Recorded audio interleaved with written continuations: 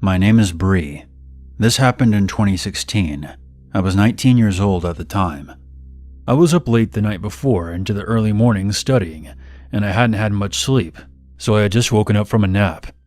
I decided to hop in the shower to wake myself. That's when I heard this weird scraping sound coming from somewhere outside. I stopped the shower and peered out from behind the curtain, and then made my way over to the window. I saw nothing, but I could still hear the noise. I thought it may have been my neighbor working in a shed, so I ignored the disturbance and finished up in the shower. Before I continue, I should inform you that I have severe anxiety problems, and I often get a little paranoid sometimes. It also doesn't help that I have PTSD as well. Anyways, I was now back in my room, and I took a seat on my bed. I texted my then boyfriend and asked him what he wanted for dinner. While I was waiting for him to respond, I just relaxed and scrolled through my Facebook. I was reading an article about the recent clown sightings that were happening at the time, when I was interrupted by the sound of footsteps coming from outside.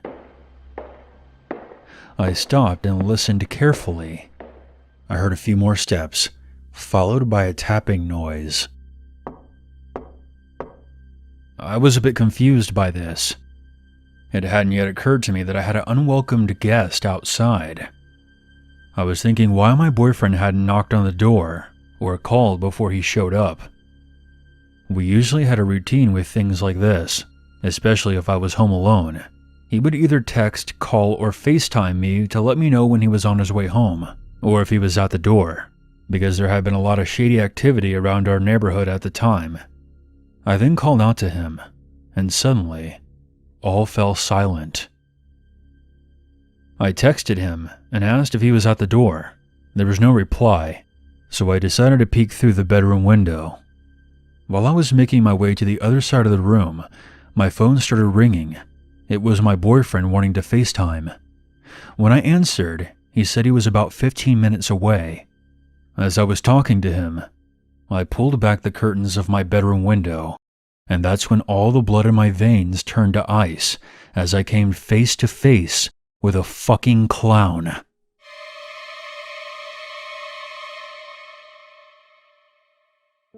I know I wasn't hallucinating.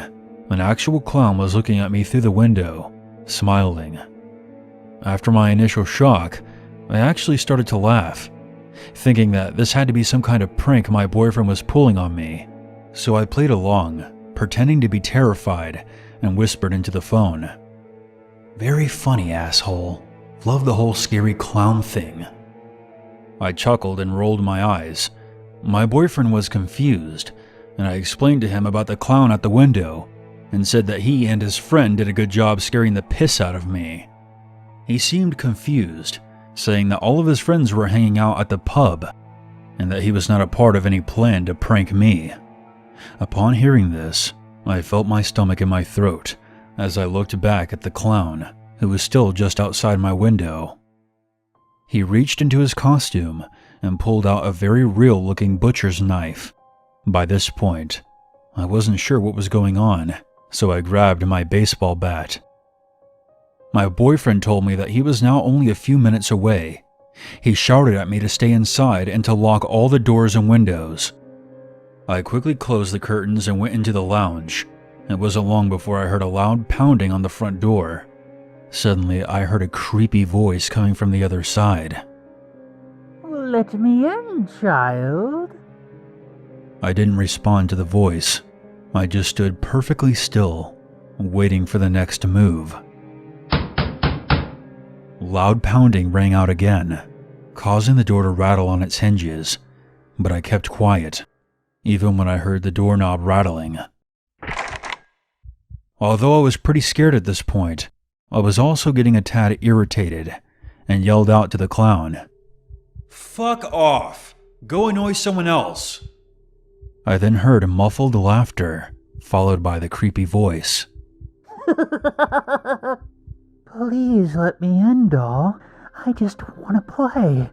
I want to play with your insides." I had enough of this. I was about to go out and confront this creepy asshole myself when I heard my boyfriend's voice, who was still on the phone, say, Hang up and call the cops.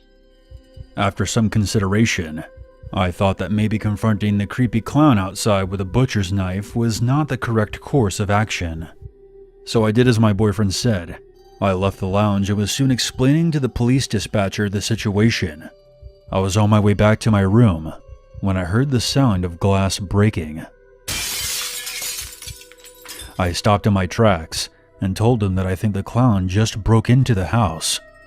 They immediately told me to get somewhere safe, and that's when I heard my ex yelling out, "Hey, what the fuck are you doing? Get the hell out of here. The police are on the way." The clown just bellowed out a psychotic laugh and took off. As I made my way back into the bedroom, something caught my eye. I peered out the window. Through a gap in the curtains, I saw another clown. He appeared to be holding some kind of saw blade in his hand. I went to move, but I was like a deer caught in the headlights. I couldn't move or scream. Fear then overcame me, as I realized my boyfriend was now out there with 2 creepy clowns.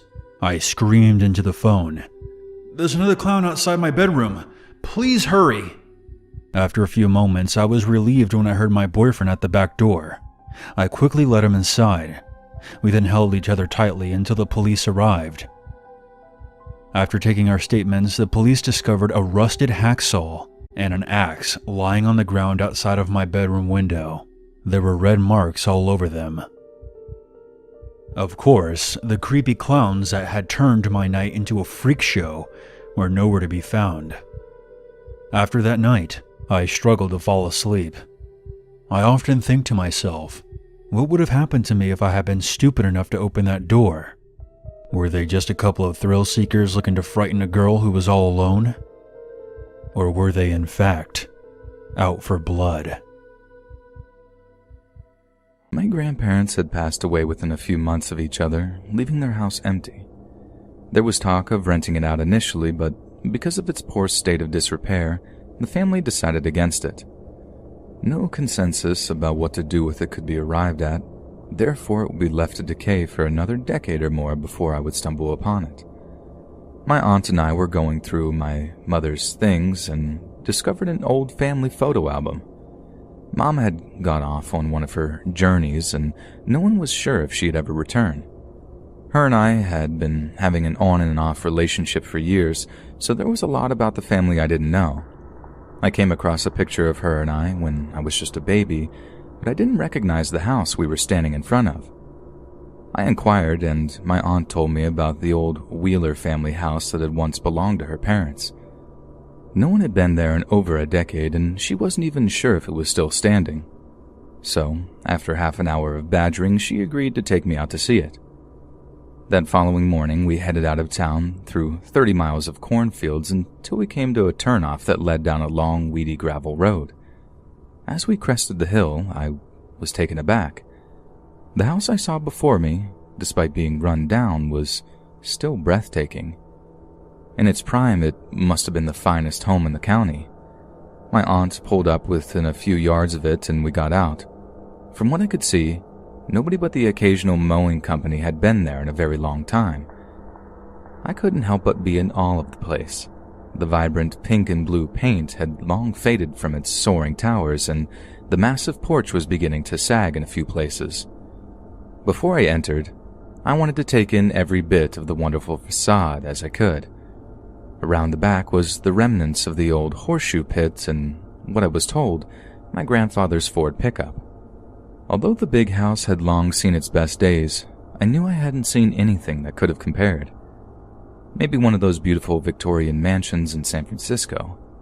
Even those would be dwarfed in comparison to this. When I was ready, we climbed the concrete steps and entered through the back entrance. From the moment we cracked the door, we were overwhelmed by a hideous smell coming from inside. We assumed it was a normal part of having a house sealed for so long and continued with our search. Everything appeared as if it had been left where it was on my grandmother's last day, almost like a time capsule or museum. The lights were even still working. Only later did I discover that my mother had been paying the bills all these years in hopes someone would return and live there someday. Walking from room to room and seeing all the beautiful antique furnishings, I couldn't stop wondering why I had never been told about the house. Regardless of our frequent estrangements, I would have helped my mother with the upkeep of it. It was downright insane to me to leave such a beautiful place to rot.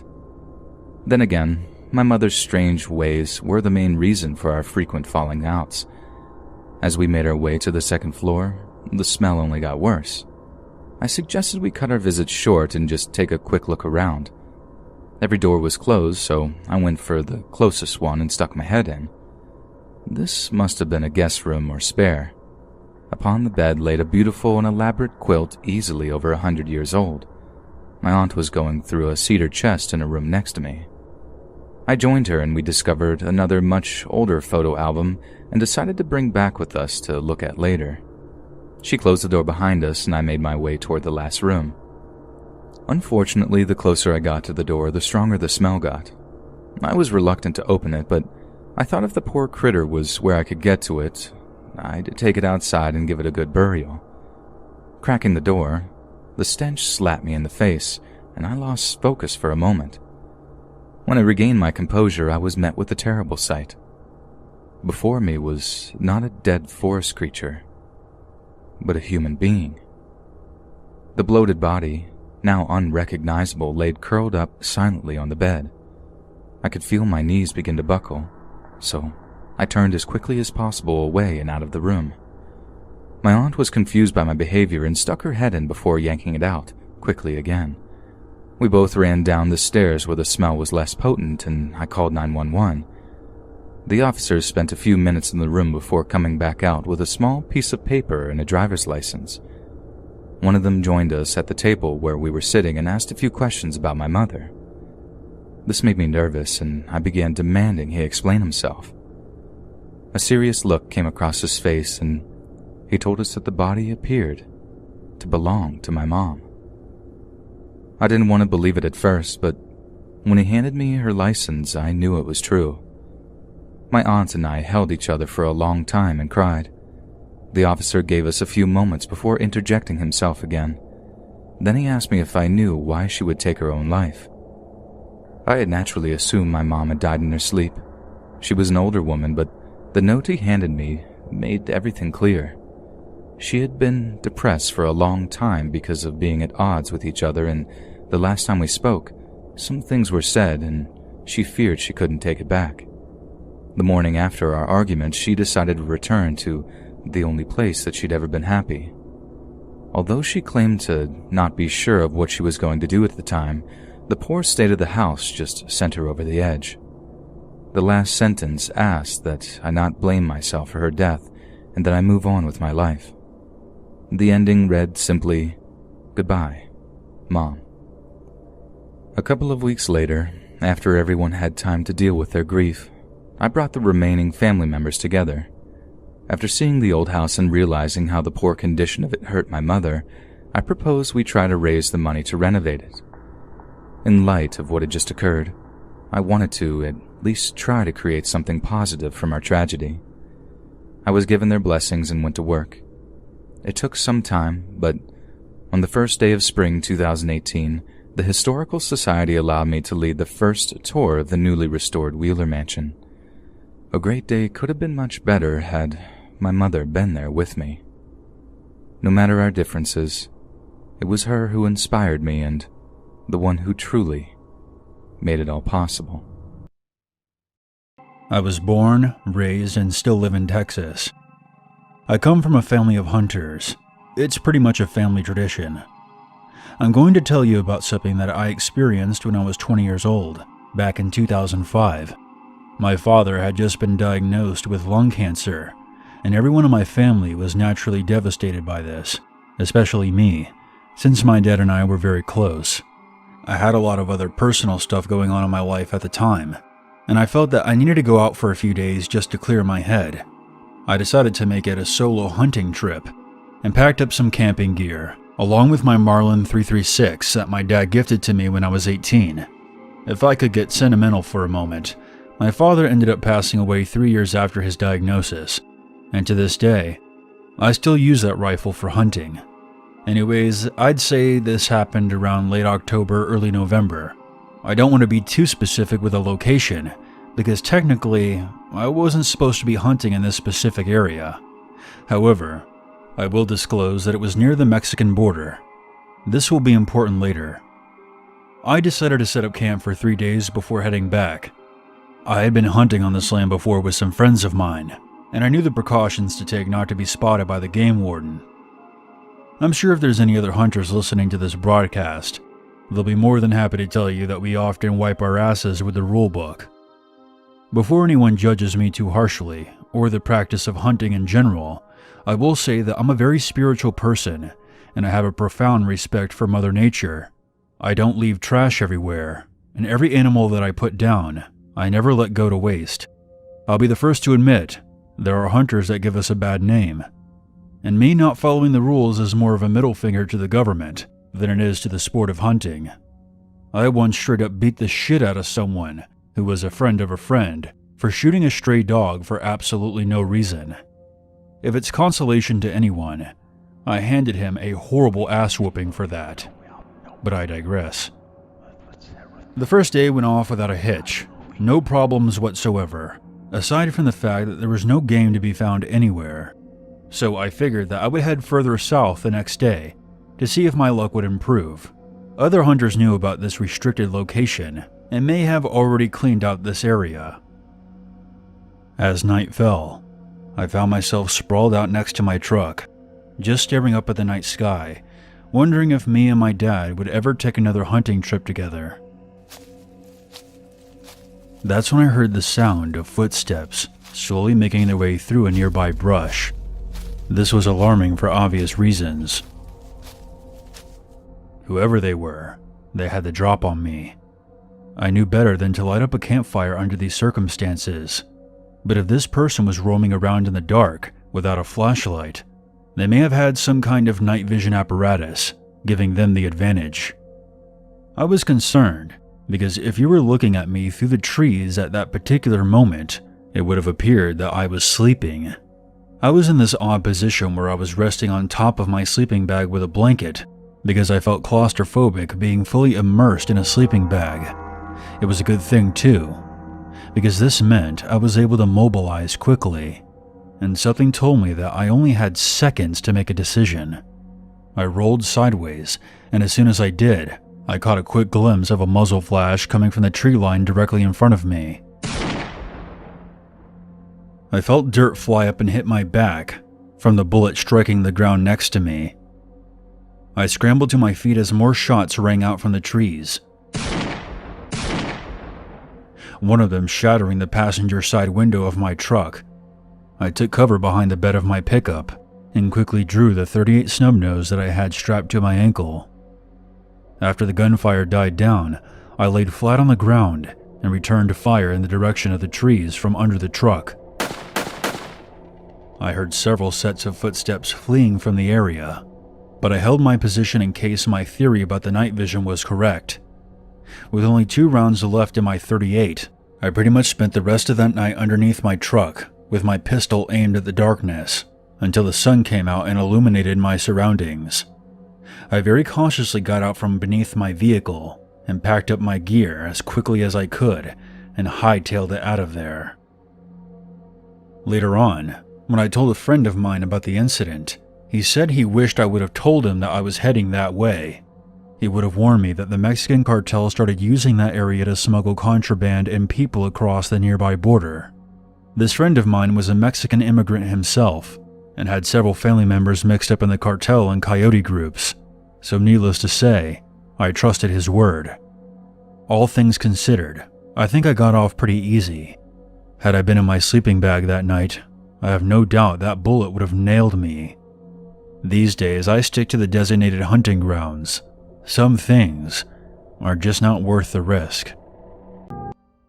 I live in a major city in Texas. My apartment complex is gated and in a good neighborhood, but the security isn't extremely tight. Sometimes the gates are left open and anyone could piggyback off of someone else entering with the access code. Maybe twice in the past 3 years, the management has put out notices of vehicle break-ins and other items being stolen from porches. We also have frequent door-to-door solicitors, even though there are signs forbidding it. So this particular Friday evening, I go to bed at about 2:30 a.m. For some odd reason, I was having trouble getting to sleep, so I put on a podcast to listen to and eventually start to doze off. I become aware of a noise that sounds like a clicking sound, but it sounds like one of my upstairs neighbors making some noise. I kinda zone this out, as I'm used to my neighbors staying up late on weekends. After about 30 seconds, I realize the noise is extremely repetitive and getting louder.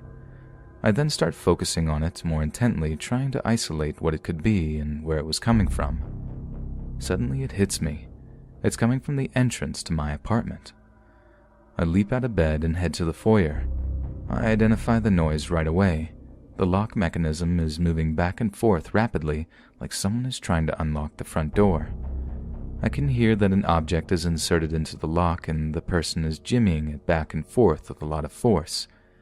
I instinctively turn around, head to my bedside safe, unlock it with a combination, and pull out my .357 SIG pistol, load a 14-round magazine, and chamber a hollow point round. I head back to the door, and as I exit the bedroom, I see the lock twist and unlatch. I immediately pointed my weapon straight ahead, knowing that if someone comes through, I will have to make a split-second reaction.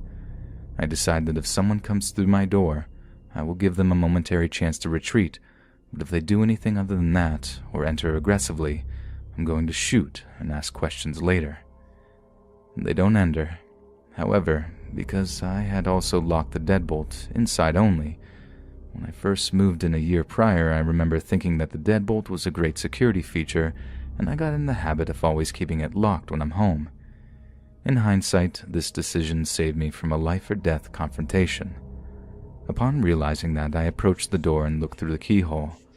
On the other side are 3 Asians, 2 men and 1 woman. All 3 are wearing hoodies, so it's difficult to make out their faces. The men have objects in their hands, but I can't make out exactly what. The 2 men are talking back and forth, probably trying to figure out why they can't open the door, even though they have successfully opened the outside lock at this point. The woman is also talking loudly behind the 2 men, such that anyone in the hallway would be able to hear her voice. She's talking in another language. The only words I can make out are blah blah blah, apartment 250, blah blah blah, and she keeps repeating that over and over like a broken record.